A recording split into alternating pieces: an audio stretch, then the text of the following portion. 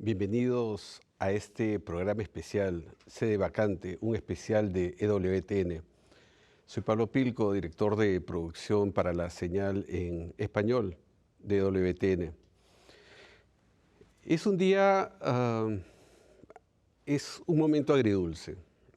Y es agridulce porque estamos con el corazón acongojado, con el corazón en la mano, por el tránsito del Papa Francisco. Pero al mismo tiempo no podemos resistirnos a la gracia en la que estamos viviendo estos días. Ayer celebramos el misterio, la alegría de la resurrección, esa resurrección de Jesús que rompe las cadenas de la muerte y las rompe por el poder del amor. Esa resurrección que nos llena a nosotros de esperanza y que nos pone la mirada en el misterio de que la muerte es un tránsito, es solamente un paso para encontrarnos con el que verdaderamente nos ama. Y además hoy es el día en que la iglesia celebra el Día del Ángel, que el ángel va a visitar a las mujeres, va a visitar a María. Y en este día es que el Papa Francisco acaba de transitar a la casa del Padre. Según el parte que nos ha llegado desde el Vaticano, a las 7:35 de esta mañana se confirmó el tránsito del Papa Francisco. Y durante el transcurso de este programa vamos a conversar con algunas personas para tener una pequeña semblanza de quién ha sido el Papa Francisco. Y justamente tenemos ya en este momento desde Roma al Padre Santiago Martín. Padre Santiago, bienvenido.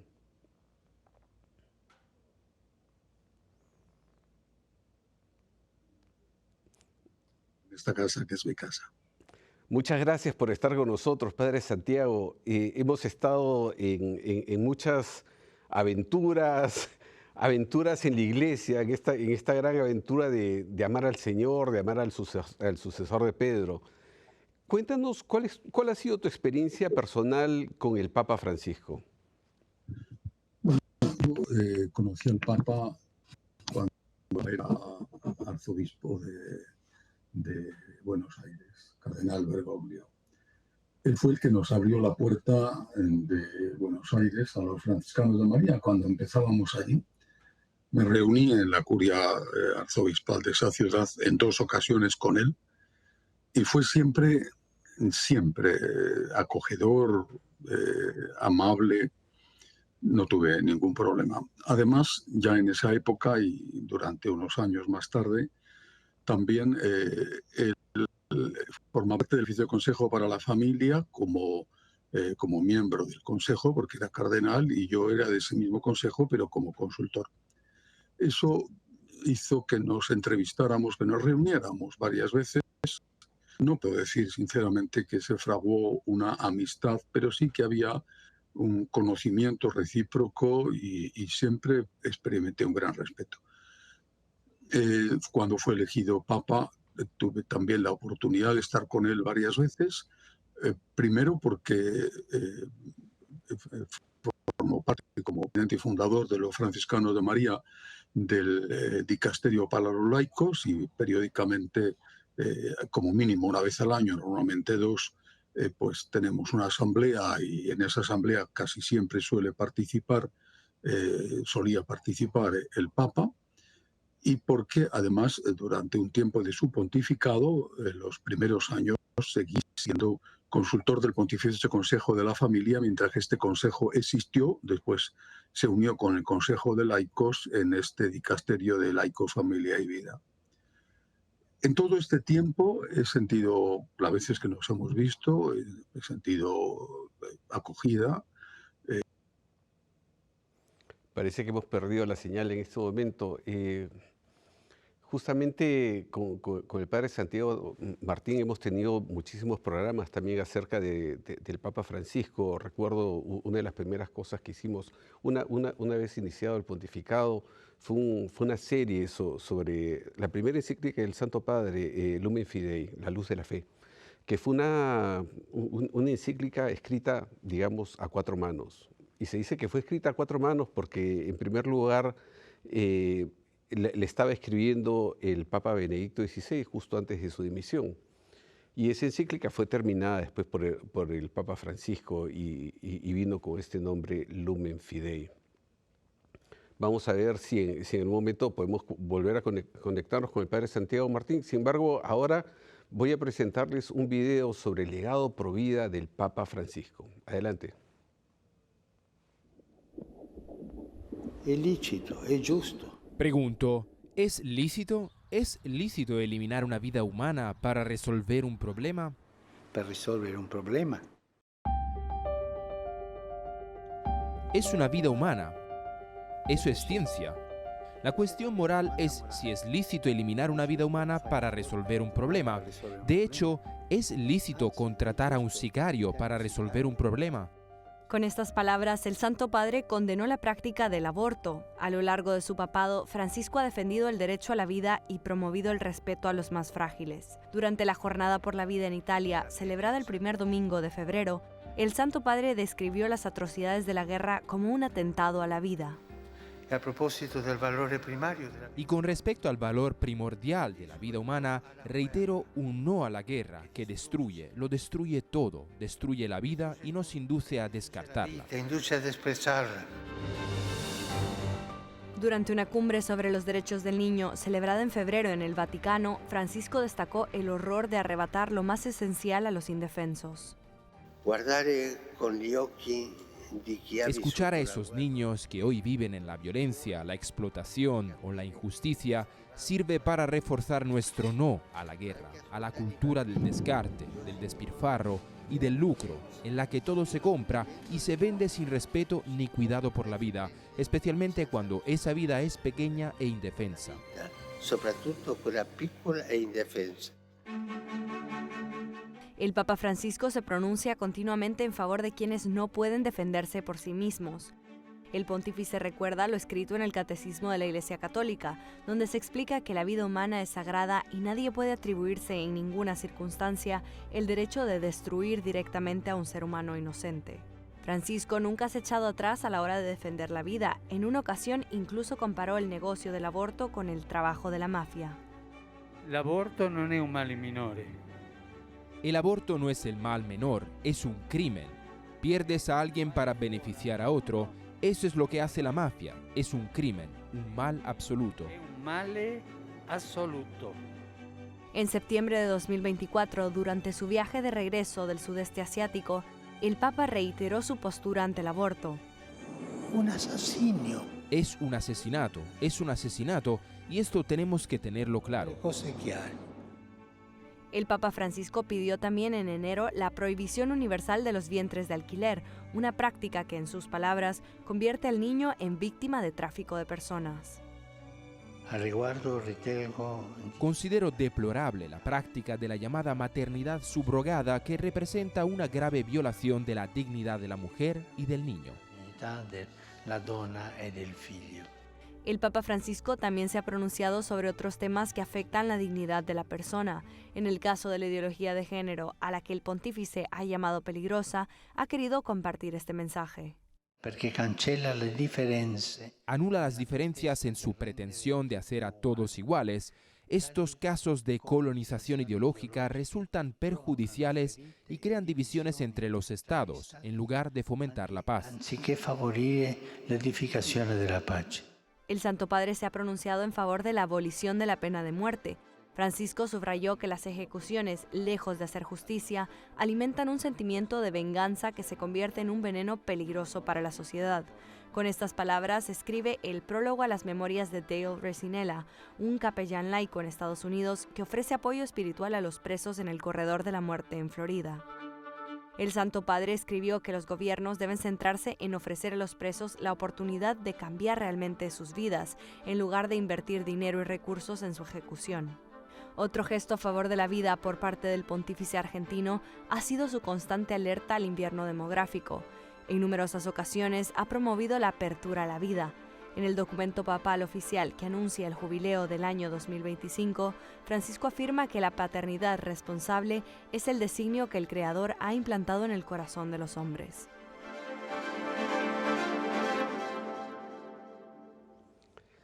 Qué bello este video sobre la postura del Papa en favor de la vida. Si yo tuviera que resumir, o por lo menos uno de los rasgos más saltantes para mí sobre el ministerio del Petrino, el ministerio del Papa Francisco, ha sido el tema de la misericordia. Y es un tema que se ha visto desde el mero principio de su pontificado. Recuerdo que la primera misa que celebró después de haber sido elegido Papa fue una misa donde estuvo en este periodo en el que ha sido elegido, pero todavía no ha sido institucionalmente nombrado Papa. Fue una misa que la realizó en la Iglesia Santa Ana, que es una iglesia muy pequeñita dentro del Vaticano, que está casi a la vista de todos. Y recuerdo que una de las cosas saltantes fue que habló sobre el perdón que nos da Dios. Nos recordaba que Dios siempre nos perdona, nunca deja de perdonarnos, que más bien muchas veces somos nosotros los que no nos atrevemos a recibir ese perdón de Dios. Pero Dios está siempre presente, está siempre buscándonos. Es el Dios de la misericordia, es el Dios que sale a nuestro encuentro. Y eso nos lo ha recordado el Papa Francisco, no solamente con sus palabras, con esas bellas homilías que ha tenido, sino con esos gestos tan hermosos, yendo hasta las periferias a buscar a los que están alejados, abrazando a los enfermos. Otro hecho significativo, esta misericordia también ha sido esa primera Semana Santa en la que fue a lavar los pies de los reclusos. Gesto que ahora ha repetido en esta última Semana Santa. Si bien es cierto, él no lavó físicamente a estos reclusos, decidió estar con ellos este pasado Jueves Santo. Tenemos en este momento un video sobre el primer Papa latinoamericano. Adelante, control. Papa.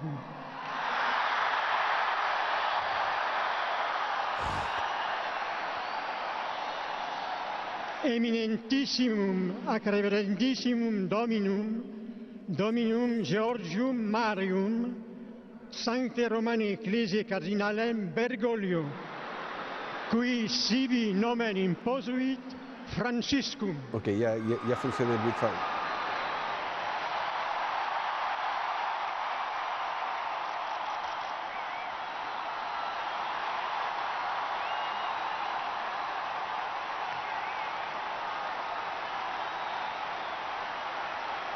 Antes de Francisco nunca había habido un papa argentino. Él fue el primer papa del Nuevo Mundo, el primer papa latinoamericano en la historia.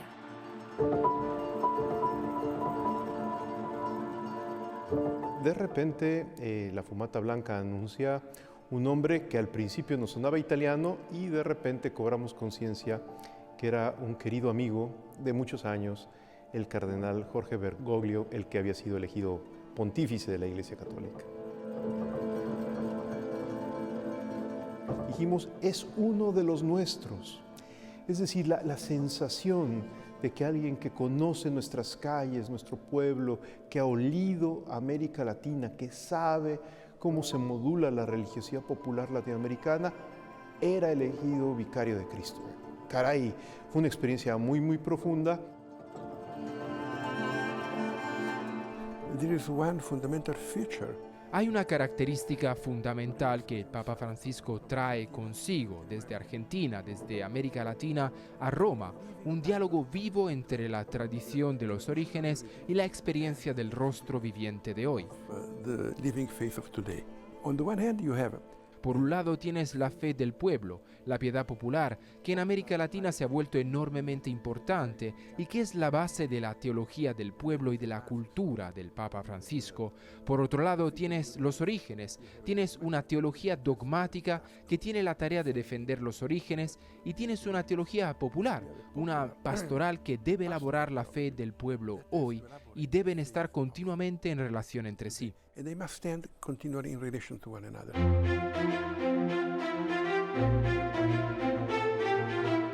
Una iglesia pobre para los pobres, pedía el Papa Francisco. El Papa Francisco ha estado profundamente comprometido en abogar por y servir a los empobrecidos a lo largo de su vida. Sus raíces en Buenos Aires moldearon profundamente su perspectiva sobre el papel de la Iglesia en la sociedad. Su dedicación a brindar atención médica y apoyo a quienes lo necesitan, con baños, duchas, barbería y hasta un refugio para personas sin techo en el Palazzo Migliori, refleja su creencia en una iglesia que participa activamente y respalda a los pobres.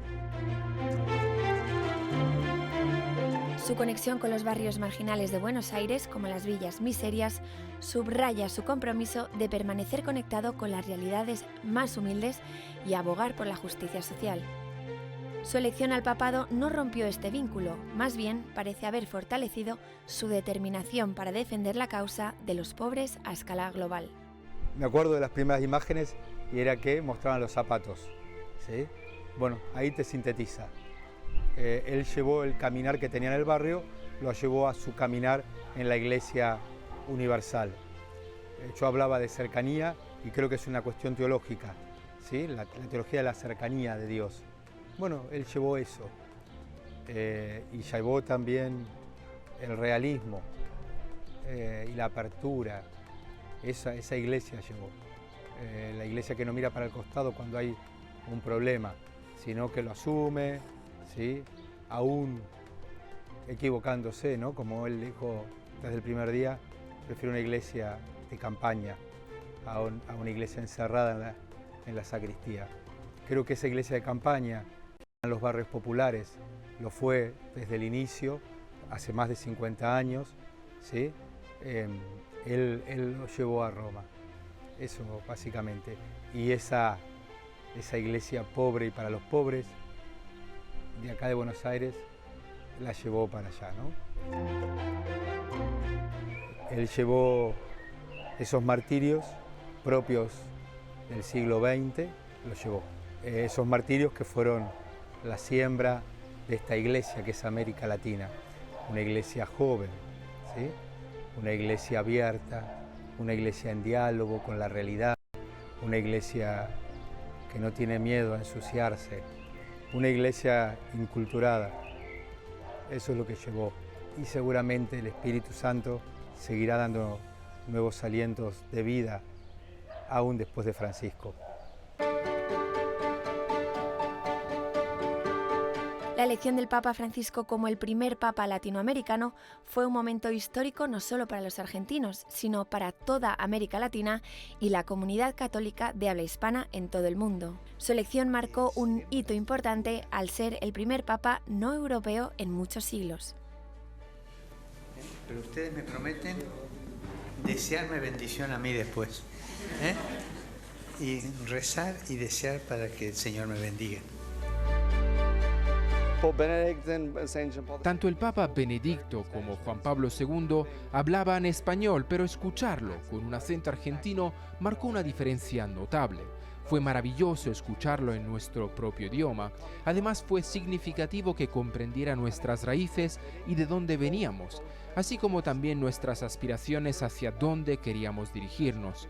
Considero muy apropiado que tanto el Papa Francisco como el Papa Benedicto hayan elegido una Jornada Mundial de la Juventud como su primer viaje internacional. Fuimos alrededor de 3 millones de personas en Copacabana y la vivencia fue asombrosa.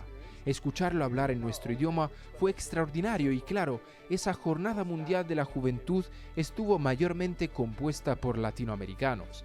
A partir de ahí nos dimos cuenta de cómo serían las cosas, no necesariamente de manera negativa, sino simplemente diferente. Durante 8 años, el arzobispo mexicano Jorge Carlos Patrón Wong colaboró estrechamente con el Papa Francisco en Roma antes de ser designado arzobispo de Jalapa, Veracruz, México. Para él, el Papa Francisco conectó con él en un nivel más profundo que simplemente el lenguaje. Entonces se combina una madurez y una juventud. Y se nota en el Papa Francisco, porque hay una madurez teológica, eclesiástica, pero al mismo tiempo un dinamismo que es muy práctico en la América Latina. También se nota en que el lenguaje del Papa Francisco, el modo de comunicación es muy latinoamericano, con palabras, gestos, imágenes que son muy cercanos a la gente, pero que tienen una profundidad teológica y religiosa extraordinaria. El Papa Francisco recorrió diversos países de América Latina, entre los que se encuentran Cuba, Chile, Ecuador, Colombia, Brasil, México y Panamá. En Brasil, el contacto con los jóvenes, que no son el futuro sino el presente, apoyando al Papa, la juventud del Papa Francisco, eso fue muy significativo. En segundo lugar, el viaje a Chile, Bolivia, el encuentro con los movimientos populares, su prédica en Santa Cruz de la Sierra, donde se dio el segundo encuentro de los movimientos populares, donde él dice que hay que convertir la pasión en acción comunitaria, que yo diría la acción comunitaria es la política, la mejor política. Colombia, por ejemplo, ¿no?, donde se estaba llevando adelante este histórico, largo y lento camino por el diálogo social, por la paz. Fue muy importante que el Papa estuviese allí, que visibilizara ese proceso, que escuchara todas las voces. En México, los mensajes a los obispos, el diálogo con los obispos ha sido uno de los más fuertes que yo recuerdo en conferencias episcopales locales y al mismo tiempo de conciliación.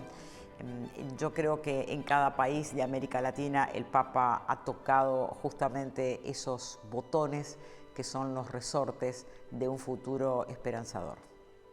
José Manuel de Urquidi, participante mexicano-estadounidense en el Sínodo de la Sinodalidad convocado por el Papa Francisco en Roma, destaca que la comunidad latina en Estados Unidos tuvo una ventaja notable gracias a la conexión cultural compartida. Esta relación no solo simplificó la comprensión del Papa, sino que también posibilitó percibirlo como un ser humano cercano y accesible, algo que quizás no fue tan evidente para aquellos que no comparten esta herencia cultural. Este es un Papa que acepta 100% ser persona, no está alejado, no se convirtió en un ángel, no es un santo en vida, es una persona cercana y es espontáneo en todo lo que eso significa.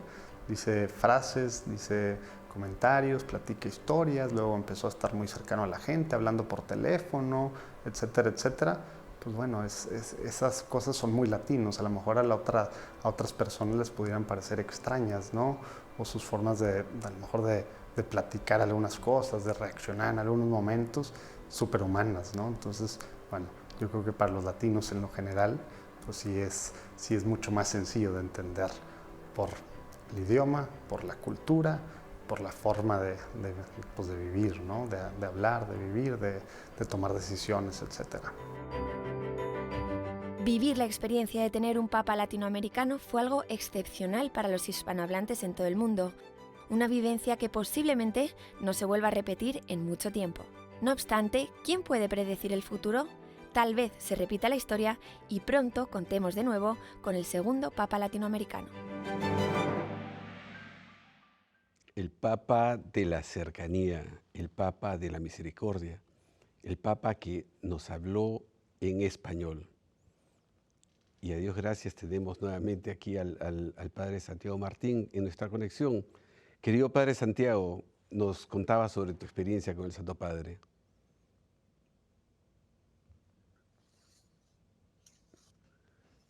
Padre Santiago, nos contabas un poco sobre tu experiencia con el Santo Padre antes de que se cortara la comunicación.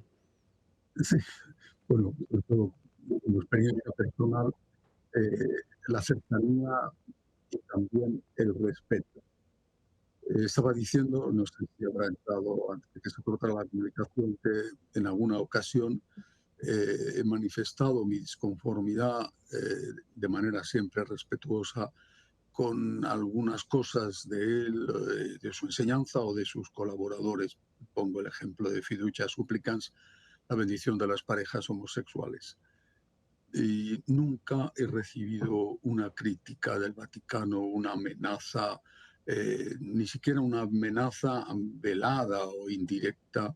Siempre he sido tratado con respeto, así como con frecuencia recibo insultos y amenazas de parte de otras personas que me acusan de ser un enemigo del Papa Francisco. Bueno, otros me acusan de que me he vendido al Papa Francisco, es decir, los dos extremos tan presentes en la Iglesia de hoy. Por parte de él o por parte de sus colaboradores nunca he recibido ni críticas, ni advertencias, ni amenazas, ni decir te estás pasando, tal. Creo que esto merece la pena decirlo. Al menos yo me considero en ese sentido afortunado y es de justicia destacarlo hoy. Sí, y mira, padre, nosotros nos conocemos desde hace 20 y tantos años. Y si hay una cosa que siempre ha sido distintivo en ti, ha sido este amor a nuestra iglesia, el amor al pontificado y el amor a la verdad. No ha sido fácil, Pablo, no es fácil en este momento. Era mucho más fácil con Juan Pablo II, con Benedicto, pero estos años no han sido fáciles. Creo que no solo para mí, sino para muchos, en cierto sentido han sido años de un profundísimo sufrimiento. Pero también han sido años de un crecimiento espiritual, porque al final lo que cuenta es la confianza en Dios. Podemos pensar en la fe como algo intelectual y defender unos dogmas, unos principios dogmáticos o morales, pero hay un aspecto de la fe que es el espiritual, que es la confianza. Todas estas dificultades, en cierto sentido, todo este larguísimo Sábado Santo que hemos vivido en estos años, pues han servido para abandonarnos en Dios y ponernos en sus manos. Para mí ha sido duro cuando, por ejemplo, un determinado cardenal centroamericano en una reunión de obispos hablaba mal de mí o tal, pero era la oportunidad de decir, Señor, yo confío en ti, es en tus manos que he puesto mi vida y cualquier cosa que me pueda pasar, Señor, es porque tú lo quieres y lo permites. Pero, insisto, nunca de parte del Papa, nunca de parte de sus colaboradores más cercanos, ni la más pequeña crítica, ni la más pequeña advertencia. Y eso yo se lo tengo que agradecer. Desde la época en que nos conocimos en Buenos Aires hasta la última vez que le he visto, que ha sido no hace mucho, siempre cordialidad, respeto y amabilidad. Padre Santiago, muchas gracias por haber tenido esta conexión con nosotros y ya habrá oportunidad en estos días siguientes de poder volver a comunicarnos, de poder vernos en Roma en nuestras transmisiones que estaremos haciendo previas al cónclave y toda la cobertura que WTN va haciendo. Padre, gracias. Gracias, Pablo. Una bendición para todos los espectadores. Muy bien, tuvimos hace un momento al Padre Santiago Martín con nosotros y ahora vamos a tener también en nuestra conexión a un sacerdote dominico, Fray Nelson Medina, que está en Bogotá, Colombia, quien ha hecho una serie sobre fe y razón en EWTN y es un hombre que ama profundamente a la Iglesia. Fray Nelson, bienvenido, muchas gracias por estar con nosotros. Muchas gracias, Pablo, no solamente por este programa, por supuesto, sino ante todo por el servicio de amor a Cristo y de amor a la Iglesia, que es tan evidente en todo lo que haces y en todo lo que hace EWTN. Fray Nelson, ya habrá un momento dado más adelante para que nosotros podamos hacer análisis sobre el magisterio del Papa Francisco. Quisiera más bien en ese momento a ver si podemos compartir más bien esas experiencias positivas que nosotros hemos tenido con el Santo Padre. Además, veíamos hace un momento este documental donde nosotros como latinos hemos tenido la especial bendición de poder escuchar al Santo Padre hablar en nuestro idioma. Y eso es una gran ventaja en muchas cosas. Indudablemente, quisiera destacar que no es solamente el uso de la lengua castellana, sino como he escuchado en este mismo programa que han dicho otras personas, es aportar al conjunto de la riqueza de la Iglesia algunos de los rasgos más típicos de nuestra querida América Latina. Y quisiera empezar por subrayar el papel de la Virgen María, la dulce y sobre todo profunda devoción del Papa Francisco a la Virgen es algo que se conocía desde el tiempo de su servicio en su país natal, en Argentina. El Santo Rosario acompañó incontables jornadas de reflexión, de retiro, de trabajo cotidiano de Jorge Mario Bergoglio, y él afianzó esta misma práctica del rosario y este amor a la Virgen de muchas maneras. Creo que para todos fue evidente esta relación que él quería tener con la Madre de Jesús, con sus visitas sorpresivas y siempre llenas de ternura, como la ternura de un niño cuando iba para un viaje apostólico, cuando regresaba de un viaje apostólico y presuroso se dirigía a la Basílica de Santa María la Mayor, muchas veces, como lo vimos después de salir del hospital Gemelli, muchas veces con una rosa en sus manos. Es algo que muestra una cercanía y una ternura. Y es un aspecto muy querido en América Latina. Tal vez sería lo primero que yo destacaría, estimado Pablo. Y un detalle adicional en esto que mencionas, Fray Nelson, y es el hecho de que el Papa pidió explícitamente ser enterrado en la Basílica de Santa María la Mayor, estar cerca a esta devoción tan bella de salud del pueblo romano. Así es. Otro aspecto que yo quisiera destacar y que ha dejado una huella muy profunda en mí es lo que tiene que ver con la palabra periferia. Quienes hemos tenido ocasión de visitar Buenos Aires, pero lo mismo sucede prácticamente en todas las grandes capitales de América Latina, sabemos lo que significa esta palabra. Hay un centro histórico, hay un centro financiero, hay centros académicos, hay centros comerciales, pero hay también periferias. Y esta palabra se convirtió en una especie de lema del Papa Francisco. Algunos la entendieron mal, siempre sucede con la palabra de los papas. Algunos lo convirtieron en un motivo de burla, incluso, lo lamento mucho. Pero es una palabra muy interesante porque nos conecta directamente con realidades muy dolorosas del mundo de hoy, así como nos conecta también con el ministerio, el servicio de Cristo. Cristo, podemos decir que tuvo una atención especial hacia aquellos que eran olvidados, que eran excluidos, que eran despreciados en su tiempo, como podían ser los leprosos, los niños, los extranjeros, las mujeres, los pobres mismos. De tal manera que este es otro aspecto del legado del Papa Francisco que no solamente tenemos que apreciar, sino que creo que tenemos que agradecer y, por supuesto, practicar. La mejor gratitud es llegar a practicar lo que nos dejó el Papa, porque no solamente lo predicó, sino que continuamente estaba buscando en sus visitas apostólicas o en su servicio dentro de la diócesis de Roma, estaba continuamente haciéndose la pregunta: ¿quiénes están excluidos aquí? ¿A quiénes no se está tomando en cuenta? ¿Quiénes son los olvidados de este lugar? Yo creo que esas preguntas deben quedar como una herencia permanente en la Iglesia Católica. Fray Nelson, le agradezco muchísimo por estas reflexiones, por estas precisiones que nos ha hecho sobre este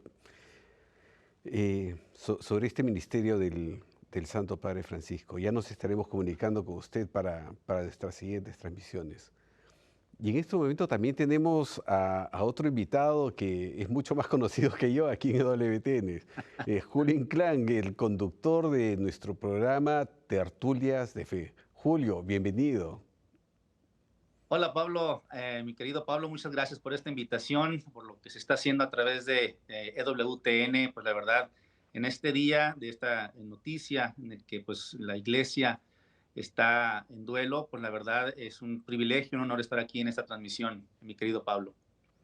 Julio querido, ¿tienes alguna experiencia particular, algo que quisieras compartir sobre estos años en que hemos vivido bajo el ministerio del Papa Francisco? Claro que sí, nos llevaría yo creo que todo el día a hablar de tantas frases, de todo lo que nos invitaba, ¿no? El Santo Padre, de poder saber que contamos con una iglesia viva y que realmente eso nos despertaba a muchos. En lo particular, yo recuerdo que el 13 de marzo del 2013, cuando la primera noche de siendo Papa, que se entregaba a su pueblo, al pueblo de Dios, la verdad, yo recuerdo que estaba con mis hijos, estaban pequeños todavía, y recuerdo, ¿no? Recuerdo que, y como tú dices, que la gran noticia, ¿no? De un papa que hablaba español, decíamos, wow, es el momento también de poder aprovechar, ¿no? En un sentido especial para lo que es el hispano. Y realmente sí, recuerdo muchas cosas, pero lo que más me llega a la mente ahorita, en este momento, Pablo, es cuando hablaba, pues yo obviamente siempre me he dedicado mucho a lo que es el matrimonio y familia. Y recuerdo cuando decía que sí, el matrimonio se tiene que vivir, ¿no? Como que se tenga que vivir. Cada quien, cada pareja vive un mundo en el matrimonio, pero realmente él nos invitaba a poder saber que podemos contar también con esos, que vuelen platos, decía, ¿no? O sea, las discusiones, las diferencias que tenemos cada matrimonio, sí, se vale, o sea, que vuelen platos, pero la noche hay que pedirse perdón. Y como decía él, el perdón es una semilla que da frutos de vida nueva, decía él. Y pues decía yo, wow, o sea, eso me interesa, porque realmente el matrimonio, hay diferencias, hay pleitos muchas veces, en el sentido de las mismas diferencias que nos llevan en el matrimonio, pero nos vamos y nos acostamos y sin decirnos perdón, ni un beso de buenas noches. Pero cuando yo escuchaba eso dije, yo, esto lo quiero tomar, ¿no? De decir perdón a mi mujer por lo que le falté, por lo que le dije, por las ofensas, etcétera, que pudiera haber tenido ese mismo día. Y todo eso nos lleva, como decía él, quien tiene a dónde ir, tiene un hogar. A quien tiene a quien amar, decía él, es una familia, se dice familia. Y a quien tiene ambas, es una bendición. Y yo creo, y como decía ahorita Fray Nelson Medina, realmente eso de irnos a las periferias también me llamó mucho la atención, Pablo. Él nos invitaba, ¿no? Ir a las periferias, a los pobres, a los necesitados, pero también a las periferias existenciales de cada quien. O sea, de qué estoy viviendo yo como padre, qué estoy viviendo yo como esposo, como ciudadano. Entonces, esas periferias tendría que yo identificar también mis necesidades espirituales, emocionales, que realmente me ayudarían a ser mejor. Entonces, Papa Francisco nos trajo en mi familia y a mí en persona mucho, mucho. Y como te decía ahorita, podríamos hablar de muchas cosas más, ¿no? El hablar del perdón, como lo hablaba él, es algo particular en él. Julio, te agradezco muchísimo. Tendríamos efectivamente muchísimo más para poder decir del Papa Francisco. Y creo que una cosa también muy importante era que es alguien con el que nosotros nos podíamos relacionar, podíamos entender que estaba hablando en nuestro idioma, estaba hablando de cosas cotidianas, cosas de las que nosotros vivimos. Te agradezco muchísimo, Julio, por esta conexión y ya nos estamos comunicando más durante estos días. Que Dios te bendiga. Claro que sí. Muchas gracias, Pablo. Y ahora nos vamos hasta España. Vamos a comunicarnos con Paloma Girona, que tiene una página web muy, muy interesante, donde habla sobre los cardenales de la Iglesia Católica. Paloma, bienvenida. Muchas gracias por estar con nosotros en EWTN. Muchas gracias, Pablo. Muy buenas tardes desde España. Cónclave Informa es la página web que tú tienes. Háblanos un poquito de eso. Bueno, la idea Cónclave Informa sobre todo se centra en, como yo digo, temas de la Iglesia Católica en general y del próximo cónclave en particular, ¿no? Digamos que es un canal que surgió para ir dando a conocer a los grandes desconocidos, como yo digo, que son los cardenales de la Iglesia Católica. La mayoría de ellos, todos son obispos, hay muchos de ellos que sí les conocen en sus diócesis, si son obispos titulares, ¿no? Pero luego, en general, como dice el Papa, he estado repasando algunas de las cartas que el Papa escribió, que el Papa Francisco, que descanse en paz, escribió a los cardenales en cada consistorio. Entonces, en una de ellas, creo que la del 2015, él les hablaba de que ser cardenal era una vocación, ¿no? Y que lo recibieran como una vocación nueva. Entonces, el canal sobre todo surgió para dar a conocer a estos hombres en lo humano, en su ministerio pastoral, conocer su perfil. Por mi parte, indagando y descubriendo grandísimas personalidades, historias personales dignas de hacer películas, interesantísimas. Plasmar un poco su contexto vital, porque cada uno es incuestionable que nos marca mucho dónde hemos nacido, qué situación hemos vivido, política, social, cultural, familiar, ¿no? Todo eso relacionado con las temáticas que ellos pudieran tocar con la Iglesia, en algunos lugares, por ejemplo, por la figura del cardenal, se incide más en el desarrollo, cómo nació el catolicismo, ¿no? Sobre todo pienso en países de Asia, hay historias preciosas. Sí. Bueno, es un canal específico para dar a conocer los perfiles de los cardenales y prepararnos para el próximo cónclave. Ahora estamos de luto por el fallecimiento del Papa. Un luto curioso porque estamos en Pascua y el Señor se lo ha llevado el día de la resurrección. Entonces, también es un día de luto, pero con la gran esperanza y la alegría cristiana que es lo que nos espera después. Sí, mira, ya tendremos tiempo de hablar un poco más sobre cada uno de estos cardenales, pero una cosa también interesante sobre el trabajo que realizas es que muchos de estos cardenales han sido elegidos por el Papa Francisco. Y él ha elegido a muchos de ellos justamente saliendo hacia esas periferias, porque son cardenales elegidos en lugares no tradicionales en términos de, pienso en Mongolia, pienso en algunos lugares en América Latina, donde antes tenían un solo cardenal, ahora tienen dos, de sedes que no eran tradicionalmente cardenalicias. Sí, sí. O sea, en ese sentido este Papa ha jugado mucho con muchos conceptos, ¿no? Lo de las periferias, en un primer momento se pensó, y de hecho es así, como los lugares más alejados geográficamente. Pero eso, claro, tú pregúntale a un asiático, para nosotros occidentales siempre estamos acostumbrados en la mente a ver los mapamundis, ¿no? Pues Europa, el Mediterráneo, que es donde surgió la gran civilización cristiana en el centro, y luego ya pues a ambos lados, el Atlántico, Mediterráneo y ya pues hacia Asia, el Pacífico. Pero claro, un chino pone el centro del mundo en Asia, ¿no? Entonces, en ese sentido, lo de las periferias tiene su gracia. El Papa lo hizo sobre todo para seguir aumentando, que ya comenzó de forma fuerte con Pablo VI, seguir aumentando la representación de los cardenales de los mayores lugares del mundo posible, porque la Iglesia es universal, la Iglesia católica está presente en todo el mundo, ¿no? Pero también habría que hacer una lectura más a fondo, porque si dejamos de ver la periferia en el sentido geográfico, la periferia hoy en día, por ejemplo, Occidente, Europa podría ser considerada como una periferia por los estragos que ha causado la secularización, por los estragos que ha causado la incredulidad, la falta de creencia, ¿no? Como los números sacramentales, los números de bautizados han bajado muchísimo en el catolicismo. Me centro en Europa. En otros lugares es todo lo contrario. Los lugares geográficamente periféricos están creciendo mucho en números de bautizados, de conversiones, de personas que de unas confesiones se pasan al catolicismo. En África lo mismo, ¿no? En Iberoamérica, por ejemplo, pues se ve ya desde hace muchas décadas los estragos del protestantismo, ¿no? Cuando vino del norte, de América del Norte, empezó a bajar por todo el continente, el sur del continente, y eso el país, yo creo que más lo ha sufrido es Brasil, ¿no?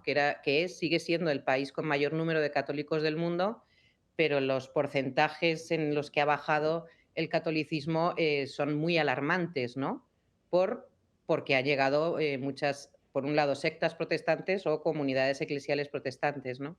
Entonces, lo de las periferias, yo creo que hay que verlo también con ese doble sentido geográfico de representatividad de lugares más pequeños donde se han nombrado cardenales. Se me viene ahora a la mente, por ejemplo, pues Togo o el cardenal Sebastián Francis de Malasia, que además es una minoría católica en un país de mayoría musulmana. Y yo creo que el Papa, con ese sentido de la universalidad de la Iglesia, es lo que le ha ido moviendo, ¿no? Creo que pero siguiendo la estela de los otros papas.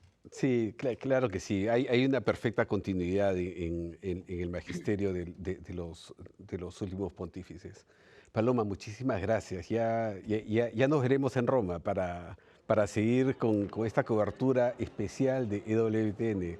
Muchas gracias. Nos vemos. Sí. Gracias a ti, Pablo. Nos veremos, si Dios quiere. Gracias. Y hablando de esta cobertura de EWTN, les comentamos que vamos a estar transmitiendo desde el día miércoles todos los días un especial desde Roma sobre los últimos acontecimientos. Estaremos transmitiendo además todas las liturgias que habrán.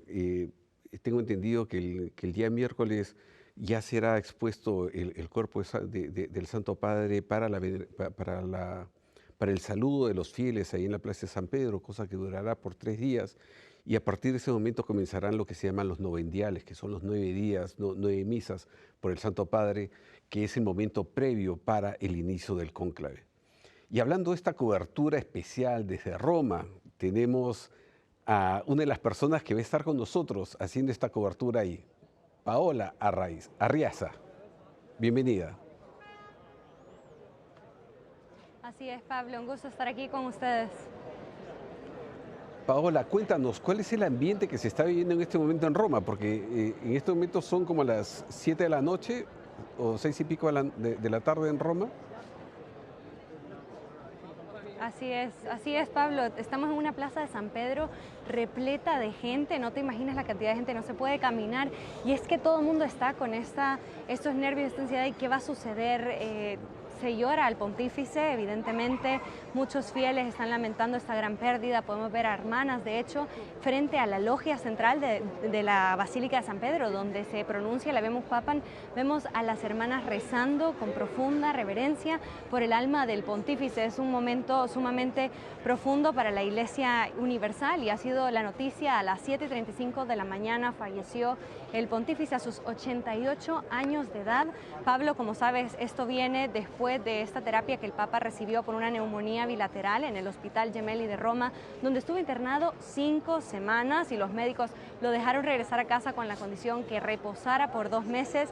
Hemos visto que el Papa no tomó muy serio estas precauciones y salió a saludar a la gente. Es un Papa muy cercano a la gente, inquieto, no se puede quedar quieto y mucho menos en Semana Santa, por lo que, Pablo, pudimos verlo en la logia central de la Basílica de San Pedro en la bendición Urbi et Orbi del Domingo de Resurrección, el Domingo de Pascua, el día más importante para la Iglesia Universal.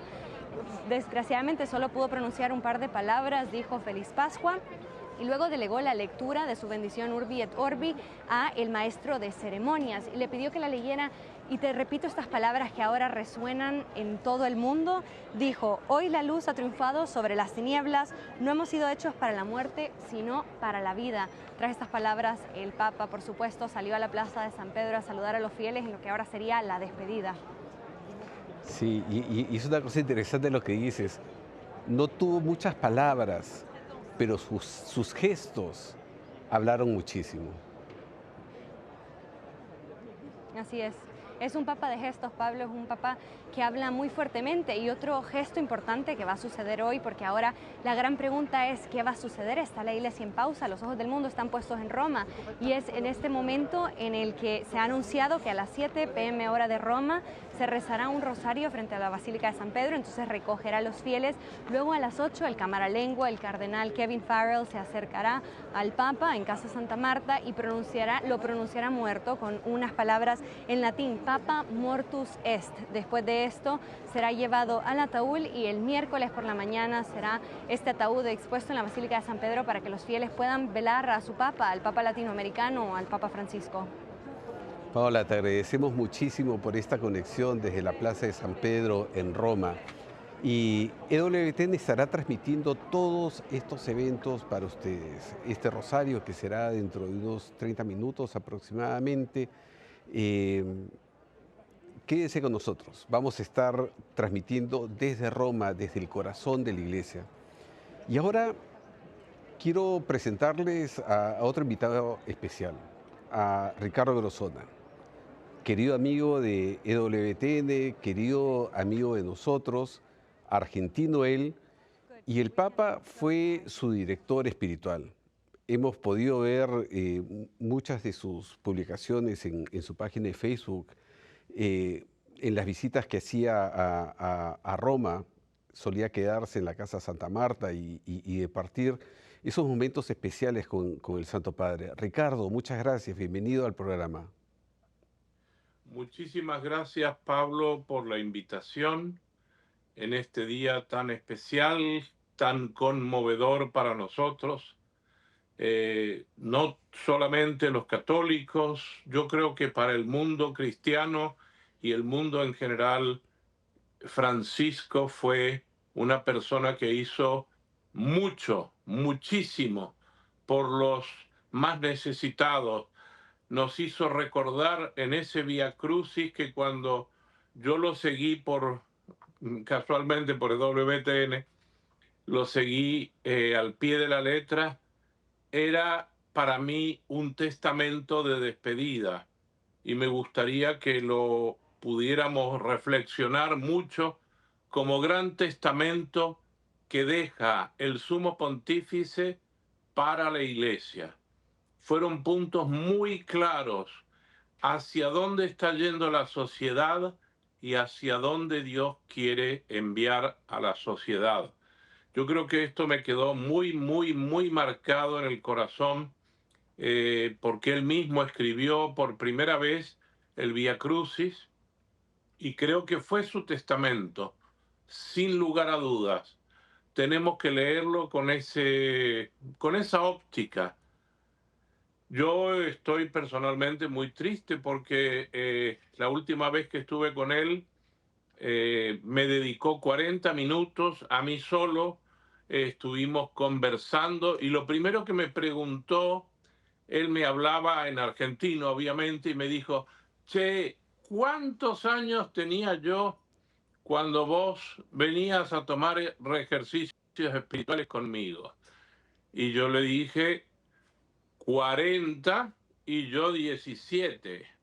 Y él se pone a pensar y a sacar cuentas y dice, son 48 años de amistad. Y le digo, sí, 48 años de amistad.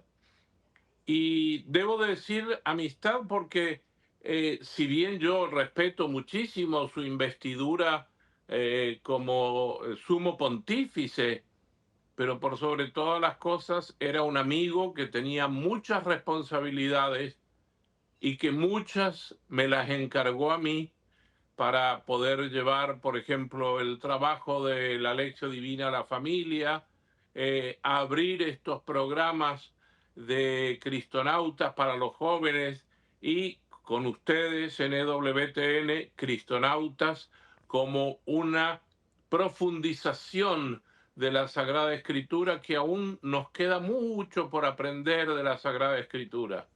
Y además, Ricardo, perdona que te interrumpa, otra cosa que también te encargó el Santo Padre fue la propagación de la devoción de María Desatadora de los Nudos. Así es, eso fue cuando él estaba como cardenal en Buenos Aires y él me contó, porque nosotros pasamos un tiempo, un año, yo estuve en Medellín en el año 85 y él estuvo en Alemania haciendo sus estudios, terminando sus estudios en el año 1985 y él descubrió en una capilla una imagen que le llamó mucho la atención. No se trata de una aparición mariana, no. Se trata de una interpretación que un monje en el año 1700 más o menos le dio a una frase de San Ireneo de León que decía, el nudo que Eva ató para la humanidad del pecado y de la muerte por su desobediencia, María con su obediencia lo desató. Qué belleza, y en base a esa frase tan bella, el pintor, porque es un pintor, un hermano de una orden religiosa que no recuerdo cuál es, esa frase que abre a María, la que desata el nudo que Eva en realidad había hecho para la humanidad. Y Ricardo, él se llevó esa devoción a Buenos Aires y me pidió divulgarla. Nosotros hemos divulgado la novena con Lección Divina, como él nos pidió, para la Virgen de Satanudos. Y te sí, agradezco muchísimo, Ricardo, por esta comunicación. Gracias por tu amistad y por haber compartido en muchos momentos esos encuentros cercanos con el Santo Padre. Ya nos estaremos comunicando. Que Dios te bendiga. Feliz Pascua de Resurrección. Y finalmente, para cerrar ahora este programa, que ya tenemos muy poco tiempo, tenemos conexión con Isette Lavoy, una de las conductoras de... Primero estuvo en nuestra serie Ellas lo dicen, y ahora tiene un programa muy bonito, muy bueno con el padre Víctor Salomón, de 2 en 2. Isette, bienvenida. Saludos, Pablo, y a todos los que están a cargo de esta hermosa transmisión que he estado viendo también. Isette, cuéntanos, en estos breves momentos que tenemos, ¿cuál ha sido tu experiencia con el Santo Padre? Sí, Pablo, he tenido la oportunidad no de verlo personalmente, pero sí he tenido la oportunidad de cubrir su visita a los Estados Unidos. Si recuerdan, él vino a la capital de los Estados Unidos, Washington, D.C., vino a Nueva York y vino a Filadelfia, dejando mensajes llenos de paz, llenos de misericordia, llenos de mirar a la humanidad. Tuve la oportunidad con sacerdotes de nuestra diócesis y con doctores expertos en la iglesia de cubrir por radio, la radio de la Madre, Radio María, esa transmisión de todos esos días que él estuvo aquí. Y también, como ven a mis espaldas, tuvimos la oportunidad en el 2023 de poder ser parte y estar en la audiencia papal. En ese entonces fue en octubre 4 de 2023 y tuvimos la oportunidad de poder estar en esa misa que dio inicio al sínodo. Así que fue pues muy importante y muy significativo poder recibir primero lo que nos dijo en la homilía.